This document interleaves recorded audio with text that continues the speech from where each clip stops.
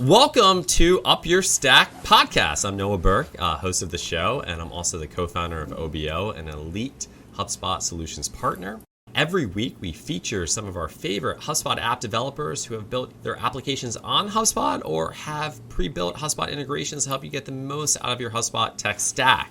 Thank you for listening today, and I'm pleased to present Daniel from Arrows, who has a really cool application that I'll let him share about in a moment here. And Daniel, welcome.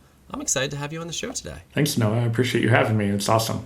And Daniel, I got to admit, first of all, thank you for coming because you had a huge event today and you still agreed to come on the podcast later in the day. Like, how are you not just tired at this point? I'm pretty tired. We'll see if I show up. Yeah. No, we had the Happy Customers Festival this morning. I got up at like 5:30. It started at 8:30 my time, but I was anxious to get ready. I had to prepare some notes. I interviewed Yamini as the keynote. So I wanted to make sure it went pretty well. And yeah, here we are doing this in the afternoon. And yet I'm still going to a red eye tonight. So it's really one of those days where you go, what am I doing to myself? I mean, first of all, that's impressive. Just the sheer amount of energy you have. Now, do you take naps? Not often, but I do love naps. Okay, I was going to say, hopefully you're able to grab a nap today at some point. And of course, we're here to talk about your software, your application, what you've done to get to this point. And one of the things I like to start off is, what exactly is Arrows? Yeah, Arrows is a customer onboarding tool. It's collaborative, and it's for teams that use HubSpot. It's built specifically for companies that run their onboarding process out of HubSpot in a pipeline. We add a customer-facing checklist to that pipeline. All the data goes back in HubSpot. You can access the Arrows plan from within HubSpot, but your customer logs into their own portal, and it's really purpose-built to help them know what they need to do and take action on it when they need to do it. That's awesome. And I know a lot about your product today, but I think obviously a lot of the listeners may not. But, you know, starting a company is never easy. There are ups and downs, lefts and rights. Like, you know, what inspired you to start this in the first place? A long time ago, I was the second product manager at Twilio. I oversaw a lot of things, but internal tools were one of the things I really cared about. And so I always liked internal team members being my customer, like serving. You know, we were in a hypergrowth sort of stage of the company, and we hired people to solve problems that I thought often software could give those people leverage, so we didn't need to hire as many people. So that was like what our team cared about. Then later, when we were starting Arrows, we had the name, we had some ideas around tooling that we could bring from those internal tools days to customers and companies now. Now, what happened is the onboarding tool we've built was not one of those. We didn't realize it, but we built a bunch of things, brought them to some degree of market, you know, like landing pages to prototypes. And most of them didn't really resonate with people. There were ideas in there that resonated with people, and the people that resonated with them were typically customer success teams. We felt, you know, they were the most obviously interested in our worldview. We're very relationship driven, very much like how do we help customers be successful? Like that's just how we were thinking about things, but we didn't really build stuff with customer success in mind. And so we actually researching what customer success teams do. And we talked to software companies, agencies, and we're like, what happens from the moment a deal gets closed? This, you know, let's say 0.6 months down the line where you go, objectively, that's a happy, successful customer. And we weren't thinking about anything collaborative.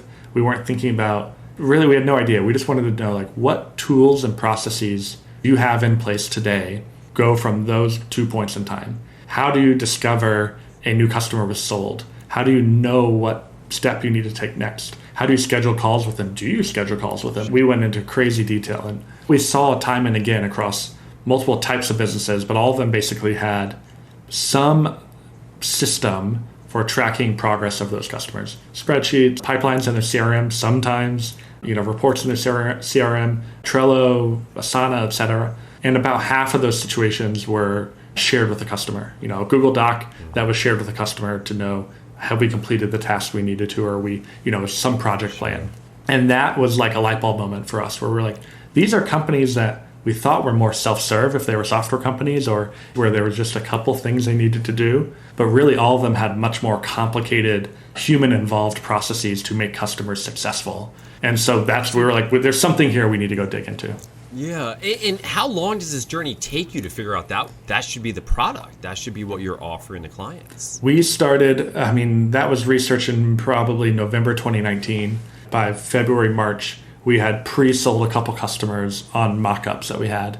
and then rolled it out to the first real customers in July of 2020. So when you were rolling this out to customers, like, did you know who these customers were before you just decided to start rolling it out to them? Like, you have a personal relationship with them, or were you cold calling and reaching out? Well, all of our early customers, the first 4 that we pre-sold to, were folks we did research with. A lot of them we were connected to them through, personal introductions. We knew their CEO or their co-founders, or we knew other team members, and they put us in touch. We were, I think, naive about how we did like the design partner thing. We charged them all like $100, and we realize now that was way too little. Like, we should have been charging them $10,000, or actually I should have charged them nothing, but made them sign like a fake agreement that they would give us an hour per week to give feedback or something. Like, there would have been a better transaction there. It worked out in the end, but it took us a while to figure out who we were really serving. And what has been the impact on the organizations who have used your application software? A lot of people, I think maybe the most acute pain is they have early churn. They're software companies. Mm-hmm. They spend, customer acquisition costs. CAC is like a big pain for a lot of companies if they even measure it. But they spend a lot of dollars to acquire a customer. And if your customer never goes live, those are wasted dollars. I mean, were they ever even a customer? You could even argue that, but it's wasted dollars, right? So I might spend $1,000 to acquire you, and if you don't go live, you're immediately a churn risk, if not already churning. And so A lot of folks using Arrows are trying to solve that thing. And so we charge on a per onboarding plan basis, because for us, we say, we have the Happy Customers Festival, but we're in the business of creating happy customers. And I want to be incentivized by your company growing your customer base, not by growing your headcount.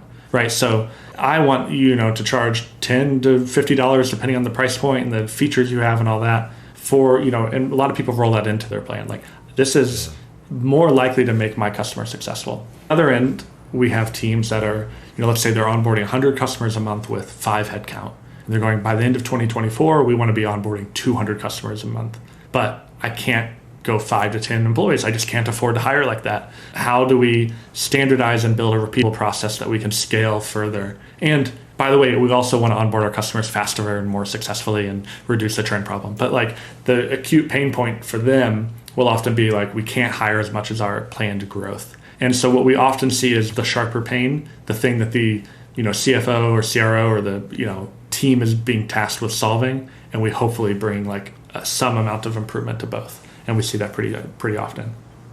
So building this product, you had a lot of different options when you thought of integrating with different applications like CRM, service applications, but you chose HubSpot.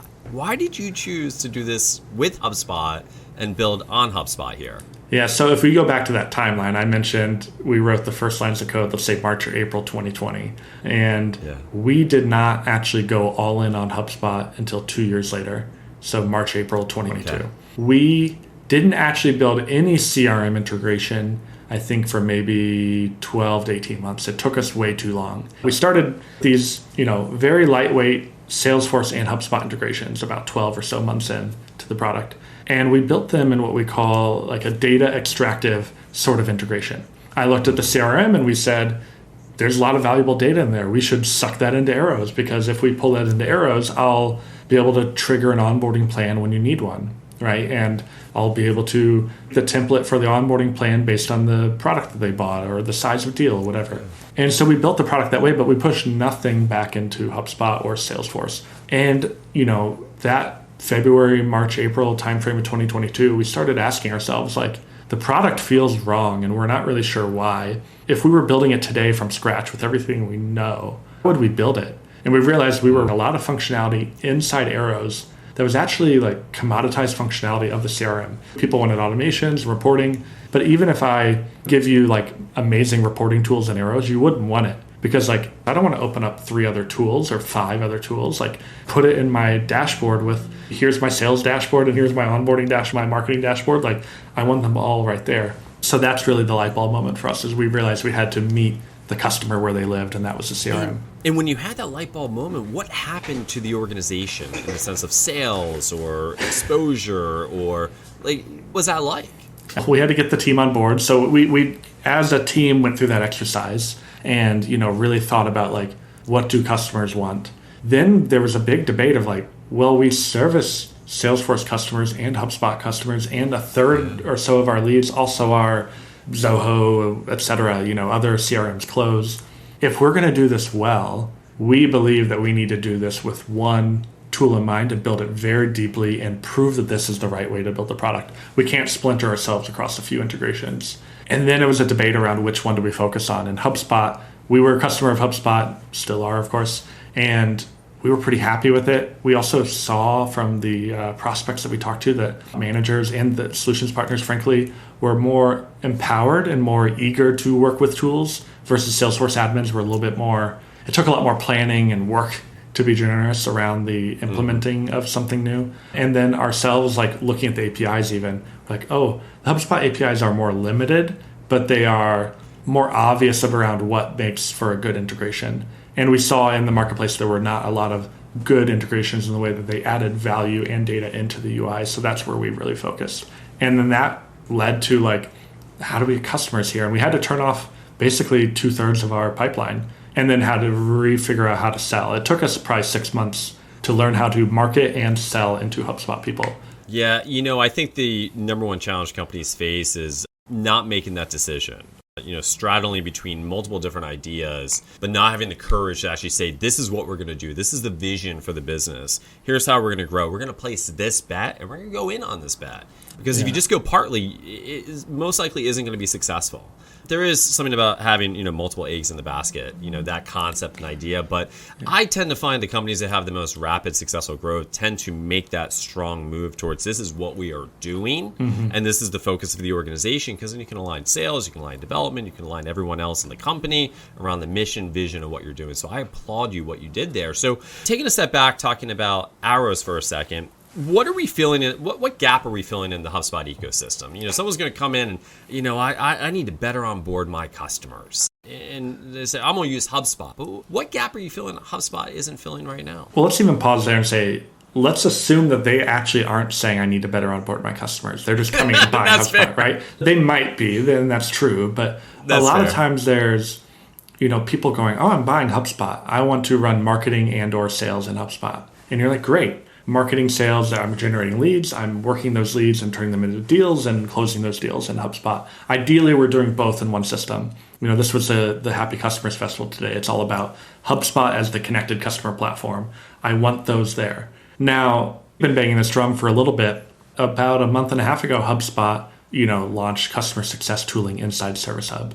And, I think a lot of people were excited, but maybe didn't fully realize the scope of what that means and what HubSpot is actually saying in market. Here's our intention is you should be servicing and running the entire customer journey out of HubSpot, or at least it is now possible to. And, so what we see in the market a lot is somebody goes, okay, I'm closing deals in Sales Hub. I have a sales pipeline. I closed a deal. And you go, okay, well, now what? What do you do with that deal? Do you send them a follow-up email with a bunch of links and next steps? Do you send them a Google Sheet? Do you book a kickoff call? Do you signed a contract, you do something to realize the terms of that contract. Where do you manage and track that process? Now you go, okay, well, you learn about that. And you go, well, would you not want to manage and track that in the same system where you're managing marketing, sales, and having a unified view of the customer? And that's what Arrows helps you do. So you asked then about what does HubSpot provide? So HubSpot provides out of the box great pipeline tooling, great objects that you can attach events and properties to great reporting, great automations. All of the process is internal. We almost think of Arrows as if it's an iceberg, HubSpot is like everything below the surface. It's where we manage our process. It's all that. It's our internal view of what's going on. But the customer has no visibility. They're just in the dark. So Arrows gives you that customer-facing visibility, that collaborative action plan that you give them. Then it syncs all the data and everything else back into HubSpot. So your state, your view of what's happening with the customer in your pipeline is the same as the customer's own understanding. It sounds like you have to educate the market on why they even need this. So it doesn't sound like people are actively saying, hey, I need a tool like Arrows today to help onboard a customer. I send the email, I send them a link. Here's where the sign-on page is, and they'll onboard and see how amazing this product is. How much of the market is now realizing there are tools out there that can help me solve for this problem versus, guys, there's a tool out there that can help solve for this problem? What are you seeing? I think a lot about what Arrows does for our customer relationship in the onboarding point. It feels like e-signature 2007, 2008, where you're like, it used to be normal for you to send me a PDF. I'd have to print it out, do a wet signature, scan it back in, mail you back a PDF, right? That was common. And then at some point you started receiving e-signature links and you were like, this is kind of weird, but like, is this normal? Is this legal? I don't know. And then you fast forward a couple of years, maybe early 2010s. It's like default part of the product stack of any business. Like, it's weird for you to now send me a PDF and ask me to print it out and do a wet signature. I'm actually like, you're really old school. And we suspect that a similar thing will happen as we socialize and all experience this sort of process. I bought a new product, I bought a new service, and now you show me and give me a clear path to go live or to launch or to be successful. Help me take that momentum from the sales process and carry it through the early part of onboarding. I'm going to feel and expect that of more people I work with, more companies I work with. And so can we socialize that behavior? And I think it'll become common. Who is buying this? Who is buying arrows? Is this a chief revenue officer? Is this a customer success manager? Who in the organization is saying, I need this tool? It is, funnily enough, and this is maybe, again, back to like the idea that it's still uncommon. If it's the RevOps team, they've been tasked to go solve the problem, or, RevOps agency, tasked to solve the problem. We don't have visibility or good reporting, or we need a better process around our onboarding team. You're our process person, go figure it out. Sometimes it's this person going like, my day-to-day sucks and I know we could serve our customers better. And then sometimes it's that revenue leader going like, we're just like losing dollars out the back. Like my team's closing them, but we're not bringing them on board correctly, or we're churning and I want to solve that. And have you noticed, being in the HubSpot app marketplace and being in the community, is most of the business coming directly from there, like people discovering you? Or is it coming from reps, or is it coming from other agencies, or how are they finding about you in the first place? If people think it's the marketplace, it's not the marketplace. We've been featured in the marketplace. The marketplace does not drive very many installs, or, to me, the marketplace is great as a legitimizer, like, you go there, you see our reviews, you see the installs, you go, oh, this is a legit app. But there's not great discovery. People aren't even, as customers, I think, going to the marketplace very often. But if you search arrows HubSpot, the marketplace has great SEO, of course. We've been very good with content, and the content's very educational. So we try to, we think of it almost like a honeypot content. It's around HubSpot, and it's like, I want to talk to you about HubSpot related topics and how to do XYZ in HubSpot. So the Happy Customers Festival, we go to market with a bunch of other app partners inside the HubSpot ecosystem. We get Yamini, the CEO, to come talk. Kyle Jepson and some HubSpot employees in the sessions. Service Hub GM, Paul Weston, and Colette, who's running the success tooling there. And we try to capture and get HubSpot customers or HubSpot interested folks to come to this event. And then we get in front of them and say like, oh, look at this great integration. And the people will go, I don't even realize I have this problem, or I've been looking for something like this. I didn't know what to look for. And then by extension of having great content, a lot of the solutions partners and AEs and CSMs at HubSpot are aware of arrows, send that content to people, and then that's kind of where the referrals come. Well, Daniel, I have to admit, you're probably one of the best content producers out there. I'm pretty sure I see at least a post from you a day on LinkedIn, and it's always something valuable. It's great to be able to see. I admire what you've built from your content engine, and I think anyone listening to this who's looking at building an app themselves should really start following you on LinkedIn to see what type of content are you producing, because I think it's probably an understatement to say that you're providing a lot of value to the community. You are, and your content's about providing value to the community. And by extension of that, you asked me, where does arrows fit in? When we first started, that first 6 months, that was pretty painful. We didn't know how to talk about where we fit in.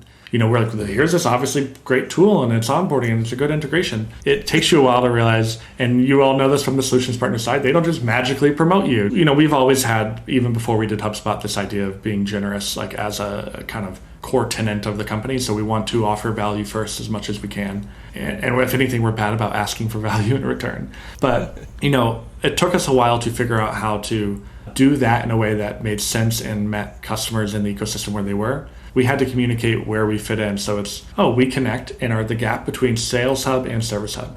You close the deal in Sales Hub, you onboard them with HubSpot and arrows, and you attach arrows to where you already are in HubSpot. And that's beneficial to the customer for these reasons. That drives retention. That drives possibly a Service Hub, purchase that they might not have had before. There's a lot of benefits to attaching arrows beyond just it being a good integration, right? And here's why. And I think understanding that shared narrative is really, really powerful. We didn't understand a lot of that early on, and it's taken, even now, we have a mutual contact an exec at HubSpot I was catching up with yesterday, and it's like, what do you care about? What are your goals? And now I know when I go talk to his org, the goals that they're paying attention to, and I can speak to those anytime we talk. And I think you just said something really valuable. What are their concerns? What are their challenges? Especially if you're thinking like HubSpot reps, for example. Like they're trying to sell more HubSpot. And well, they can barely stay on top of it. Sell more. Right? There's like so many features, there's so many hubs, there's 3 core, but there's 7 hubs. They're like, how do I sell this? And if you are an app partner, they have to attach a solutions partner to most deals. But as an app partner, they do not have to attach us. So unless you are a true blocker to their deal getting done, they do not want to include us. Unless we are obviously a value add, and unless they obviously trust us to help them sell that deal. So a lot of them naturally will add arrows to Service Hub deals where there's customer success attached because they know we can demo that part of the product better than they can and to a specific depth. And not, no shame to them. It's a lot I couldn't demo all the stuff they have to. But like, you have to build that reputation, and it takes a lot of time.